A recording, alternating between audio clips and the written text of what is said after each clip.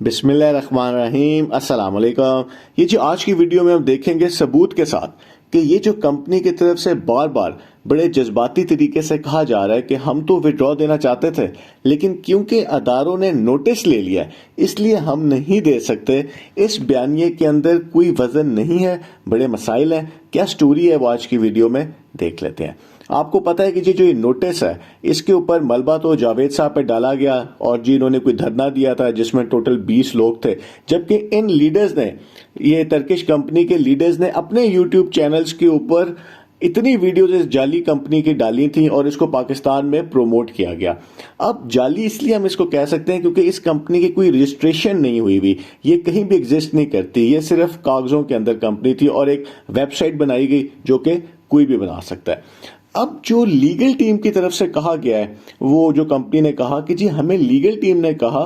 कि अगर सीईओ साहब ये काम करेंगे, यानी कि वो एक स्कैम कंपनी है, चलें एक फेक कंपनी के साथ ताल्लुक रखेंगे, तो फिर उनकी बेल कैंसिल हो जाएगी और फिर वो अडयाला जेल चले जाएंगे। इसलिए ऑप्शन बी को खत्म कर दिया गया है। अगर हम इस बात को मान लें कि ऐसा ही हुआ तो फिर तो टर्किश सिक्योर रिनिक्स की जो वेबसाइट है इससे SRG और B4U का सारा रिकॉर्ड खत्म कर देना चाहिए था, क्योंकि अदारों को ये नहीं पता कि विड्रॉ मिला है या नहीं, क्योंकि वो तो इनको पता है कि USDT से मिलना था, लेकिन अगर वो बैंक्स के जरिए मिलता तो फिर अदारों को पता चलता। वो तो गवर्नमेंट की कंट्रोल में नहीं है क्रिप्टो करेंसी, लेकिन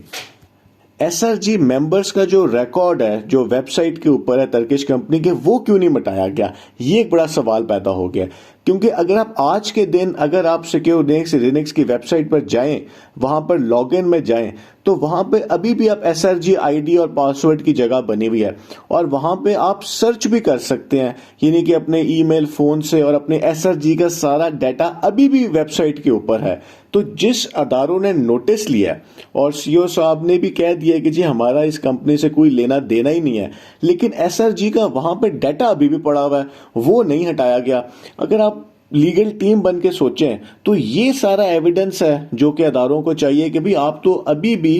वही काम कर रहे हैं, यानी आप अभी भी एक MLM कंपनी चला रहे हैं जो कि मनी रोटेशन लग रही है, क्योंकि वो तो इतना ज़्यादा प्रॉफिट दे सकती है और ना वो कोई रजिस्टर्ड है, और वही पाकिस्तानियों के उस पर कंपनी में सारी वेबसाइट पे ट्रैफिक भी पाकिस्तान से आ रही है, उसकी वीडियोस भी सारे पाकिस्तानी देख रहे हैं। तो ये वो एविडेंस है जिससे आप कह सकते हैं कि जी सीईओ साहब अभी भी उस कंपनी से लिंक है, क्योंकि अभी भी SRG B4U का डाटा उस टर्किश वेबसाइट जिससे कंपनी कह रही है कि हमारा कोई लेना देना ही नहीं है, उसके ऊपर पड़ा हुआ है। इससे जो इन्वेस्टर्स के माइंड में बात आएगी वो तो यही है कि जी 3 महीने इन्वेस्टर्स को काफ़ी ज़हनी प्रेशर दिया गया, KYC activation, account activation, verified में चले गए हैं लेकिन पेंडिंग शो हो रहे हैं और पता नहीं क्या क्या, और जिस दिन विड्रॉ देने का टाइम आया तो एक स्टोरी आप कह सकते हैं कि जी बना ली गई कि जी अदारों ने नोटिस ले लिया, लेकिन और साथ ऑप्शन बी को ख़त्म कर दी गई। और अब आपको पता है कि नई चीज़ें आ गई हैं, नए तर्जमान आ गए हैं, आपस में की लड़ाइयाँ भी स्टार्ट हो गई हैं, लेकिन ये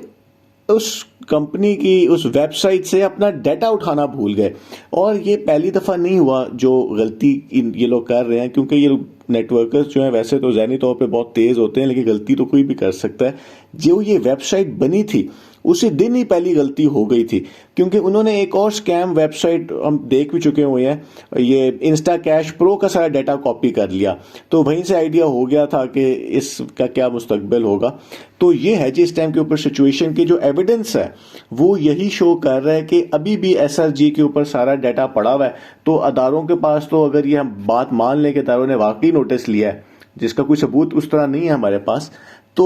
वो सारा एविडेंस तो ये है, तो कि क्यों फिर विड्रॉ रोका गया अगर आपने अपने लिंक्स अभी भी इस टर्किश वेबसाइट्स के साथ रखने थे। तो ये सवाल है। तो ऐसे लग रहा है कि जी अभी भी चीज़ें कंफ्यूज्ड ही हैं। तो चलें देखते हैं कि जी आगे क्या होता है। बहुत बहुत शुक्रिया।